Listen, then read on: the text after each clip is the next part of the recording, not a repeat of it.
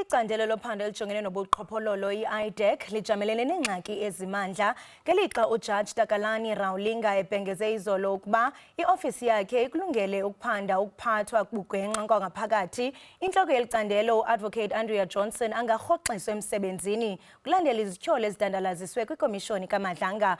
Ukuthetha banzi ngalo mba sikrwece umhlalutyi wezopolitiko, uqoqosho kunye nezemfundo uGqirha Andile Nonto. Gqirha Nonto, masikubulise sikwamkele SABC lihaye sibambe ngazibini ngexesha lakho. Mandibulise kubabukeli, ngibulise nakuwe sasazi ngalentsasa.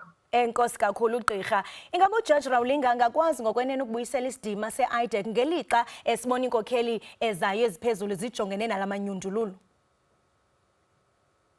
Ewe mamsasazi, ngokwesimeko yaba yejaji bangabantu udla umhlala phantsi ngoku ujaji asinachaphaza silaziyo ngaye.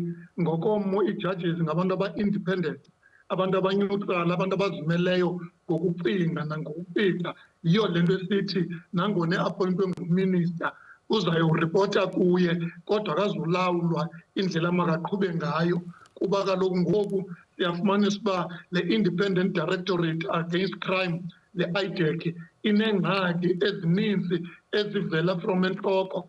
Apho kukho izikhalazo ezivela kwikomishini kaMadlanga. Simthembile ukuba njengejaji Madlanga basuka kwi-area apho kufuneke babe yi-arm of the state, babe independent. Siyathemba uyoba njalo kuba zininzi iingxaki kulo mbutho ka-IDEC ka-NPA. Gqirha Nonto, siyaqonda into yokubana uadvocate yena kaloku uAndrea Johnson kulindeleke into yokubana avele phambi kwekomishoni kaMadlanga. Yintoni esinokulindela kwezopolitiko ukuba mhlawumbe umongameli uRamaphosa unothatha isigqibo sokumrhoxisa emsebenzini? Zininzi izinto ezithethiweyo ngaye phaya uHead Johnson. Umele uba ahambe ke ayoziphendulela kwaba bantu bamane bemveza xa bebeka ubungqina, bamane bemveza. Akukwazi ukugqitywa ngaye engakhange azoziphendulela. Okwangoku ke umane egula, sivile bubuyile ngolwesihlanu wangena eofisini. Emveni koba eyile uyozthethelela phaa, uzawukwazi ukuba obabungqina bebuziswa ngabantu ngaye, athethe naye, simve phaa xa yiloze shwamza, ecace ke ngokuba nyhani unento. Kulapho kupresident ufuneka athathe isigqibo ngoba laa institution ibaluleke kakhulu kweli lizwe ekuklineni uqhophololo olu lubulala olu lizwe lwenze unemployment, lenze uba abantu bakuthi balambe i-service delivery ingabikho. So upresident uyawulindele uba a-ekthe akufumana, kodwa upresident uyamazi uba uthi ndilindele iripoti efull mna ndingupresident. Asazi kwi-task force, task team lebambayo emveni koba umntu etestifayile uba yona iyawuthini, kodwa upresident ungumntu olinda uba kubekho iripoti ekuthiwa iyawuphuma nge-16 kaNovemba xa sisifa. Ingaba ukunika ingxelo ngqo kumphathiswa wezobulungisa kuza kuyikhusela iofisi yalo jaji kungenelelo lwezopolitiko okanye mhlawumbe kuza kuyifaka esichengeni? Umele uba ujaji ahlale independent, ezimele. Uba ngabe uzawuripota kuminister neportfolio committee, ziyakwazi ukwenza loo nto ii-judges. uMadlanga uripota kupresident kodwa indlela aqhuba ngayo ibonakalisa ukuzimela. Xa eyijaji unedyuty yoba umsebenzi wakhe kukuba aqiniseke uba uhlalutya ii-facts kwizinto zonke and angathathi icala. Akanawuthatha icala ke ngoku ekubeni edla umhlala phantsi ebekumele uba ingakumbi inobuzaza kanje ngoba i-corruption ilibulele eli lizwe. Oosomashishini abancinci, aba-unemployment, i-service delivery ngamacandelo amathathu achaphazeleka kwi-corruption. Yiyo le nto wonke umntu wayevuya xa kuthiwa kusekwe le unit yade upresident wayisayinela as a full-time unit eyamkelekileyo kweli lizwe. Le meko Gqirha Nonto iza ngexesha apho singatsho into yokubana uluntu lufuna ukubona amaziko azimeleyo engaphanjaniswa okanye engaphanjaniswa engabezopolitiko. Ingabe ezi zityholo zingawenza buthathaka lo mzamo okanye mhlawumbe zingqinisa into yoba ngaba mhlawumbe kufunwa ulawulo olungqongqo? Ibonakalisa ukuzimisela kweli kukapresident ne-NPA uba no-Minister of Justice uba kude kuthathwe isigqibo soba kusekwe iqumrhu elinje. Singavuya uba singalibona kwa-IPID apha amapolisa aripoti wakhona uba nayo ilawulwe laa nto ngoba sivile kwikhomishini u-IPID seva ku-IDEC. So siyayibulela ibonakalisa uba ikhona into eyenzekayo xa ngoku amatyala besandukuva kuthiwa kubanjwa abantu akuphandwa uvela lekwe umntu ngu-IDEC ngoku uzawukwazi uripota sekuthiwa kukho amatyala sewafumene izikhalazo zabantu. Nethemba kuba izawuhamba yonke loo nto iphandwe ngumntu ozimeleyo okwazi usinika ingxelo, kungabikho nto ozawuleqa, kungabikho cases ezenziwa ngenkani kuba kusiliwa amadabi eenkokheli eziphezulu emapoliseni nakwa-NPA. Uba ezi zikhalazo Gqirha uNonso ziyaqhubeka, singathi mhlawumbe zingaba nefuthe elinjani kwindlela i-IDEC ezawuqhubeka nomsebenzi wayo, ingakumbi kumaphando okanye kumaphando singatsho into yokubana makhulu kakhulu orhwaphilizo? Kuzawufuneka upresident ujonge ngoba intloko yokuphanda i-corruption ngoku ilele kwelaa qumrhu. Uzawufuneka elaa qumrhu libe nesidima, likwazi ukuphanda ngokukhululeka nange-honesty, bakwazi uthembeka. So kuyafuneka ibaluleke kakhulu kuba msasazi uyayazi uba eli lizwe libulawa yi-corruption, billions and billions. Utsho u-Auditor General uba i-corruption igqibe lizwe.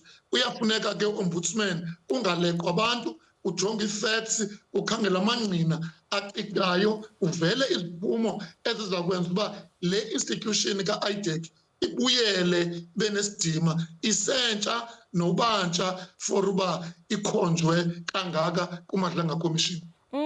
Isandula ukusekwa ngenene Gqirha wam, kwaye ke siyaqonda into yokubana abemi boMzantsi Afrika abafuni kuva zityholo kuphela, koko bafuna ubulungisa. Mhlawumbe yintoni ongaqiniseka into yokubana funeke yenziwe ukuqinisekisa into yokubana amaziko karhulumente alwa urhwaphilizo, singatsho into yokubana mhlawumbe anentembeko ingakumbi kubemi boMzantsi Afrika? That mamsasazi sithi makuphandwe kwaye-IPID mayibe nombudsman njengale jaji. Kwaye i-NPA le abantu mabayazi uba icase yam eyakwa-NPA ithiwani. Sinethemba kuba xa kungena ombudsman okanje, kuba kaloku apha kukhona i-VBS, kukhona ujaji owayekhona, kukhona ujaji Madlanga. Ezi khomishini sifuna ukubona uba kwenziwa ntoni, abantu banethemba uba eli lizwe lizawubuyela, imali ezimkileyo zibuye, baye ezikhoti, ixoxwe icase iphele, ingayekwa phakathi. Lithemba abantu abanalo elo kwezi nzame zonke zale ombudsman nale corruption unit. Yenzelwe uba kucace uba kwezaa nto zazenzeka kaZondo Commission kuzawuthiwani ngazo, i-VBS ithini, abantu basajongile bathi kuthethwa kungenziwa, bayavela ezikhoti, ayigqitywa icase, iphela phakathi eyabantu abakhulu ingahambi yofika ekugqibeleni. Ingaba le nto isikhilela ntoni ngorhulumente kuba nguye lo umntu okhetha aba bantu into yokubana babe sezikhundleni? Kuba sibonile kule minyaka edlulileyo amagosa aphezulu asuka ko-SAPS nako-NPA. Ingaba yonke le nto isikhilela ntoni ngorhulumente wethu nangendlela mhlawumbe azawuthi atyumbe abantu babe sezihlalweni?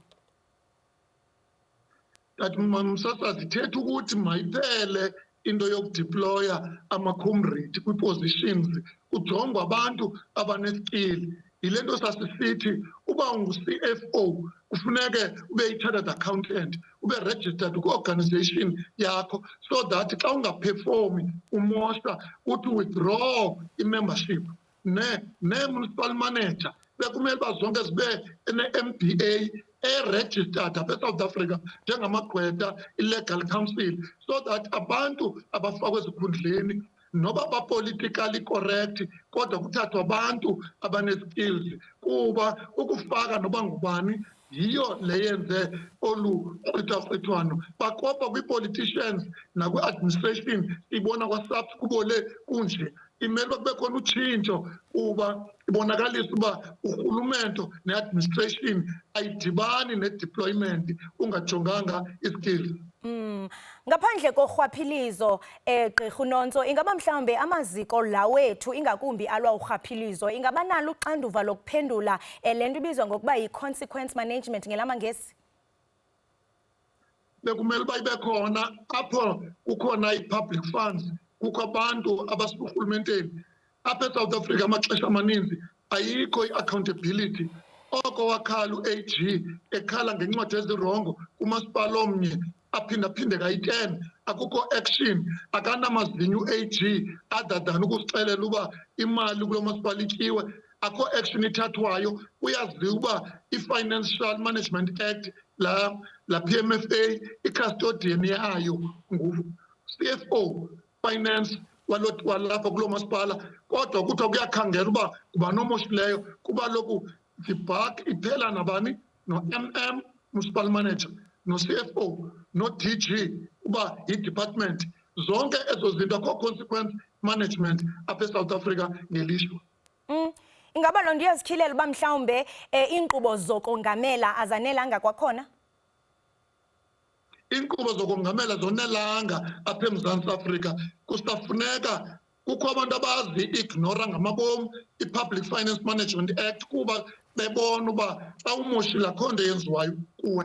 Kuthethwa nje ngomlomo ungqolwe koomasipala, kodwa umasipala uno-MM, umasipala une-CFO, kodwa kuyakhalwa.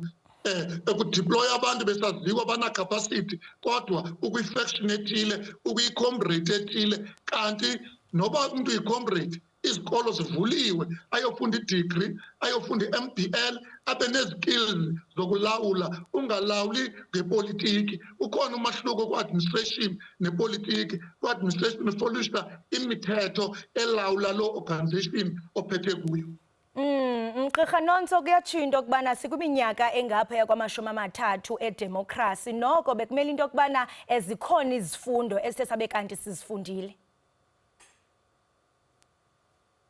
Kumele sifundile Tata Msasazi uba make ndikuxele umzekelo, kukhona izinto esasigqibe ngazo ngo-94 kwagqitywa uba i-death penalty yaphela. Ngo-2026 xa ujonge ubundlobongela obulapha eSouth Africa yokureyitshwa kwabantu abana-18 years, awunawuyenza na i-referendum ujonge uba ngoku sithini. Apha eSouth Africa i-unemployment iyagquba. Kutheni ungathathi i-TVET colleges zonke uzenze i-technical colleges, u-increase inumber ye-technical high schools so that abantu xa ingqesho ingekho bakwazi ukuziphilela? Asifundi thina apha, senza into enye siyiphindaphinde irongo. Asikwazi ukuzenza izinto ezintsha ezizezethu ezibonakalisa ukuba strongo kwethu ku-administration nokuba ne-foresight ukujonga phambili. Amapolisa, ii-colleges zavala zootitsha apha kule country, ziprodyuswa zii-universities ngoku iitishara, kodwa kwakukhona amaqumrhu ajongene nokuprodyusa iitishara. So ndizama ukuthi Tata Msasazi ifuna i-administration eqotho ejonge kujongwe ukuba zintoni ezifuna akhona i-academics kwii-universities to advise ugovernment. Izinto ze-administration ziyafundelwa, azikhiwa ntloko. Xa sijonga wonke la maziko asekiweyo kuquka ikomishoni kaMadlanga, mhlawumbe ikamva leli lizwe ingaba mhlawumbe lizawube linjani, ingakumbi mhlawumbe xa sijonga ingxaki ezombathe uMzantsi Afrika nabantu abathile? Apha eMzantsi Afrika Msasazi ibalulekile into yoba uMadlanga anikwe ithuba elaneleyo, ahambe kwi-departments, aye koomasipala, ngoba le trend yakhe ibonakalisa istrongo le system upresident ayi-aplaye kule commission kaMadlanga. Uyawuvumelana nam, zange ibekho ikomishini eqhuba ngohlobo ethi phanda based on evidence, kube kutraywa abantu, kube kubanjwa abantu, kube ingaki-spread all over. Mhlawumbi ingaklineka le country, ifuna uklinwa le country, yondele i-corruption, i-pandemic in this country. Ifuna ke ngoku nale nto yabantu bokufika, abantu abazinto illegal immigrant, uyofumanisa abaninzi bangena ngendlela ezirongo kuba kungekho lawulo oluqinisekileyo. Sinengxaki yolawulo apha kule country ne-consequence management nokufaka abantu abanezi-skills apha kule country. Nantso ingxaki esinayo nokuqinisa uba masifake abantu politically singafaki abantu ngokwe-skills, sakhe ilizwe for abantwana bethu ngoba abanye bethu badala. Kuvela nezikhalazo gqirha eluntwini uba ngaba mhlawumbi amangqina amapha kwikomishoni kaMadlanga antyumpantyumpeka kubuqhophololo abade babanjwe. Izizathu ekuzothiwa umntu mhlawumbi ubanjiwe kuba ethe wabe kanti uthe thaca ubungqina obunobuzaza kwikomishoni kaMadlanga. Mhlawumbi umphendula usuthini umntu ozawuthetha njalo? Kumele uba kulindwe abanye abantu tata umsasazi, kufuneka abantu baqiniseke uba kuze ii-facts zonke. Awukwazi ukubamba ungazibanda bungqina. Ii-cases amatyala ezinkundleni awinwa ngee-facts, funeke khona ii-witnesses, kufuneke kukwazi uxoxwa kakuhle. Abantu bangxamile uba ubanjwe ngoku, kanti kukho into ekufuneke zenziwe ezibonwa ngabantu bomthetho, bona abantu bawufundeleyo. Xa ungawufundelanga umthetho awunawazi ungena nzulu ubone izinto abazibonayo. Mna ndibona kukhona inkqubela kule komishini ngoba ithatha i-action ngokukhawuleza, kodwa yingxameli i-action ngoba kufuneke kube khona into okuthiwa ucorroborate ii-facts, ungqinisise uba ingaba le nto ithethwa ngubani, uthini umnikazi wayo before kuthathwa i-action. Kodwa abantu bonke bayabona uba ukhona umahluko kule komishini kaMadlanga, uyakwazi uba kuthathwa i-action, kodwa kufuneka kuququnjelwe amatyala. Sibone amatyala eququnjelwa noba yi-5 aphele nakulaa komishini kaZondo. Siwabona amatyala esongwa nakwi-VDS, sibone i-action nokuyi-politician nokuyi-administrator. Sibone abantu bakuthi beyibona i-service delivery, ubona kuthathwa izinto zibuyiselwa kurhulumente. Nalaa nto yesaa sibhedlele asikaboni mahluko, asazi uba kwenzeke ntoni ethembisa. Sisajongile sonke, nawe mama Msasazi. Ndijongile. Gqirha Nonso, masibambe ngazibini ngexesha lakho ngwakwabelana nathi kwingxoxo ebaluleke kangaka. Enkosi kakhulu, benosuku oluhle kakhulu. Enkosi Sibulele. Right, mbukeli we-SABC lihaye besihlala indlebe naye umhlalutyi wezopolitiko, uqoqosho kunye nezemfundo, uGqirha Andile Nonso. Ngokumbukeli, masibhatala amatyala evenkileni.